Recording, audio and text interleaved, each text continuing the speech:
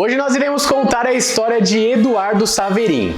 Ele é um dos cofundadores do Facebook, ganhou muita grana por isso, se formou em Harvard e recentemente passou o Jorge Paulo Lemann, se tornando o brasileiro mais rico do mundo. Segundo a Forbes, a sua fortuna está avaliada em 19 bilhões e meio de dólares. Eduardo Saverin nasceu no dia 19 de março de 1982 em São Paulo. Ele é filho de Roberto Saverin e Sandra Saverin, ele tem 2 irmãos. O avô de Eduardo, o senhor Eugênio, era alemão, veio refugiado para o Brasil e em 1952 ele fundou a fábrica Tip Top, famosa marca brasileira de roupas infantis. O pai, Roberto Saverin, era industrial, já tinha o projeto de mudar com a família para os Estados Unidos e decidiu ir em 1992, quando o Brasil estava numa grande crise financeira, o que foi agravado por Collor com um congelamento da poupança. A família foi para Miami e Roberto, que era empresário, abriu uma importadora e exportadora de medicamento, e essa empresa se chamava SpoMed Medical. Eduardo teve uma infância bem confortável, ele estudava e gostava muito de jogar xadrez. Inclusive, aos 13 anos de idade, chegou a vencer um mestre internacional. Foi algo na época tão surpreendente que ele virou notícia de uma revista de Associação Internacional de Xadrez. Em 1998, Eduardo estava com 16 anos e se tornou oficialmente cidadão americano, o que deu, de certa forma, uma tranquilidade maior para viver no país. Na adolescência, ele estudou no colégio Gulliver School até o ensino médio. Na escola ele sempre tirava notas muito boas, ele era um excelente aluno e nessa época ele venceu um concurso de ciência e tecnologia e ganhou uma bolsa de 14 mil dólares para a faculdade. Esse concurso tinha sido patrocinado pelos cartões Visa. Por ser um aluno de destaque com comportamento exemplar, ele era sempre elogiado pelos professores e os pais dele ficavam muito orgulhosos pelos resultados que ele tinha. Em 2003, ele entrou para a Universidade de Harvard para estudar economia. Durante o período em que ele estudou ali, ele foi membro da Phoenix SK Club e foi eleito presidente da Associação de Investimentos de Harvard, um clube dedicado a ensinar os alunos a investirem. Em Harvard, Eduardo dividiu o dormitório com alguns colegas e um deles era o Mark Zuckerberg, e Mark era fissurado em tudo relacionado à computação. Ele já tinha criado 2 programas, enquanto estava em Harvard estava desenvolvendo o terceiro. Em janeiro de 2004, como Eduardo tinha uma condição financeira muito boa e tinha fama de investidor, Mark contou a ideia do projeto e fez uma proposta para ele investir $1.000 para alugar servidores e colocar o site do Facebook no ar. E combinou que se o negócio desse certo, Eduardo ficaria com uma porcentagem dos lucros, seria o diretor administrativo e financeiro do negócio, e Mark ficaria com uma porcentagem muito maior por ser o criador e o programador.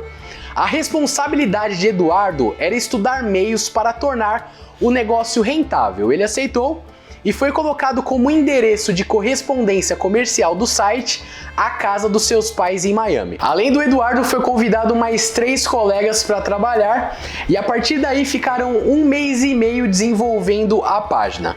O site foi colocado no ar e tiveram um resultado muito positivo. De início seria somente para alunos de Harvard e depois foi se espalhando para outras universidades. Em 2005, o Mark resolveu interromper o curso, trabalhar full-time no negócio, e ele foi para a Califórnia, onde era o centro tecnológico das maiores empresas. Nisso ele chamou o Eduardo para trocar uma ideia e quis convencer ele de fazer o mesmo. O Eduardo não quis se mudar para a Califórnia, disse que ficaria para concluir o curso de economia em Harvard e seguiria trabalhando no Facebook, mas vivendo em Massachusetts por conta da faculdade. Mark não curtiu muito a decisão de Eduardo e partiu para a Califórnia com 2 colegas. Dessa forma, mesmo de longe, Eduardo fazia sua função, resolvia o que fosse preciso no trabalho. Ele criou uma conta bancária para a empresa e deu a ideia de começar a colocar publicidade no site para fazer uma grana, mas Mark não concordou com essa ideia e não quis fazer isso. Com mais essa situação, deu uma balançada na parceria de negócio entre Mark e Eduardo. Primeiro porque Eduardo não quis ir para a Califórnia.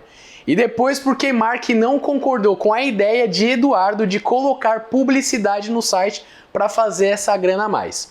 Conforme o projeto foi desenvolvendo e tomando proporções cada vez maiores, Mark foi isolando e excluindo Eduardo na participação da empresa. Até que em um determinado momento, Mark contratou um cara chamado Sean Park, um empreendedor no ramo de informática, para substituir Eduardo como diretor financeiro. Aí logo em seguida, para acabar de vez, o Mark fez uma reformulação no estatuto, no que diz respeito à divisão dos sócios do Facebook, e com essa mudança ele deu um valor bem menor de ações para Eduardo e retirou o seu nome do quadro de fundadores.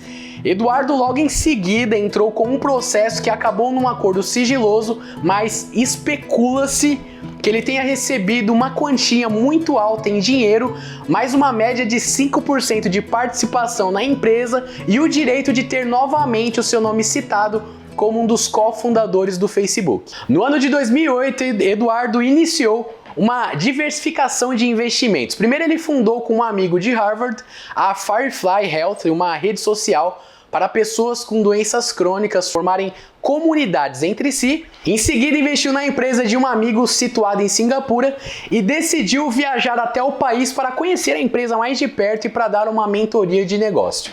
Ele, numa raríssima entrevista à revista Forbes, disse que a intenção era uma visita bem rápida, mas analisando os prós e os contras, resultou na decisão de se estabelecer e morar em Singapura. Lá ele também reencontrou a Elaine Andriensen, que era uma amiga conhecida durante a faculdade. Eles se encontraram e Eduardo acabou se apaixonando e resolveu ficar por causa dela e porque percebeu que o país era propenso para investimentos tecnológicos. Eduardo estava vivendo tranquilamente em Singapura quando lançaram o filme A Rede Social, que conta a história fictícia do Facebook. Nesse filme foi retratado o seu relacionamento com o Mark e como teve essa briga, esse processo judicial, muitas pessoas queriam saber quem era esse brasileiro que participou da criação do Facebook. Com isso, muitas empresas de comunicação entraram em contato para conseguir uma entrevista, fazer alguma matéria, mas Eduardo não aceitava e até hoje, pela dimensão da história dele, se você procurar, ele tem pouquíssimas entrevistas. Em 2011, Eduardo Saverin investiu na Kiwik, que era uma espécie de enciclopédia virtual parecida com a Wikipédia, e esperava-se um crescimento semelhante ao Google, mas não fez muito sucesso e acabou sendo vendida para o Yahoo em julho de 2013, e eles tiraram do ar em 2014. Nessa época, Eduardo manteve os negócios nos Estados Unidos e em Singapura, onde ele investia muita grana em startup como investidor anjo. Inclusive, é até importante comentar que em 1998, como nós contamos no começo da história, Eduardo recebeu a cidadania americana, mas em setembro de 2011 entrou com um processo de desistência. Como em 2012 ocorreu o IPO do Facebook e ele ganhou muito dinheiro, foi muito comentado na imprensa americana que essa desistência de cidadania se deu pelo fato dele não querer pagar os impostos. O senhor Roberto, o pai de Eduardo, se manifestou na época dizendo que a decisão foi difícil também para a família, mas que o filho fez isso não exatamente porque quisesse, mas porque não tinha alternativa, porque vivendo em Singapura, toda a movimentação financeira lá seria mais restrito, mais burocratizado quando se tem o passaporte americano. Então, na percepção dele, não havia outro caminho. Por conta dessa decisão, o caso foi discutido até pelos senadores da época, o Charlie Schumer e Bob Casey, que afirmaram ser preciso criar uma lei que obrigue pessoas que renunciem à cidadania americana a pagar impostos como os demais cidadãos, e chegando a dizer que são a favor de proibir pessoas que abandonam a cidadania como Eduardo de voltar ao país. Numa rara entrevista ao jornal The New York Times, Eduardo respondeu assim, abre aspas, "Nasci no Brasil e fui um americano por 10 anos e eu me vejo como um cidadão global", fecha aspas. E também garantiu que pagou 15% de impostos sobre sua fortuna ao deixar os Estados Unidos, mesmo porque mantém negócios por lá. diz que tomou essa decisão na época porque queria se estabelecer definitivamente em Singapura. E por mais que ele tente explicar isso, sempre ele recebeu muitas críticas por isso, principalmente pela coincidência de, no país escolhido, Singapura, não ter uma taxação de impostos tão alta como nos Estados Unidos. No país asiático, ele leva aparentemente uma vida tranquila, se casou inclusive com a Elaine em 2015, teve um filho com ela e vive hoje em um condomínio de luxo afastado das grandes agitações. Em 2016, Eduardo lançou o fundo de investimento B Capital com o sócio Raj Gang Lee, um amigo dos tempos de Harvard, e através da B Capital eles investem em empresas de tecnologia na Ásia, na Europa, nos Estados Unidos, e em 2020 ele anunciou seu primeiro investimento em uma empresa de tecnologia da América Latina, que é a startup mexicana Yellow Chat, que vem crescendo muito e tem escritórios em diversos países do mundo, inclusive no Brasil. Atualmente, Eduardo trata essa polêmica do Facebook de forma diplomática e evita comentar o assunto, mas em uma entrevista há pouco tempo sobre esse caso, de forma muito curta e direta, ele disse, abre aspas, só posso falar bem do Mark, não tenho ressentimento algum, é admirável o foco dele desde o primeiro dia até hoje, realmente ele foi um visionário. Eduardo, aos 39 anos de idade, até o momento da gravação desse vídeo, se tornou o brasileiro mais rico do mundo, passando Jorge Paulo Lemann, e segundo a Forbes, a sua fortuna está avaliada em 19 bilhões e meio de dólares, e ele é o 94º da posição dos mais ricos do mundo. Essa é a história de Eduardo Saverin, um dos cofundadores do Facebook. Se você gostou do vídeo, deixa um like e comenta aqui embaixo qual é a empresa ou empreendedor que você quer ver a história aqui no Negócio Pleno. Ficamos por aqui, até a próxima e tchau!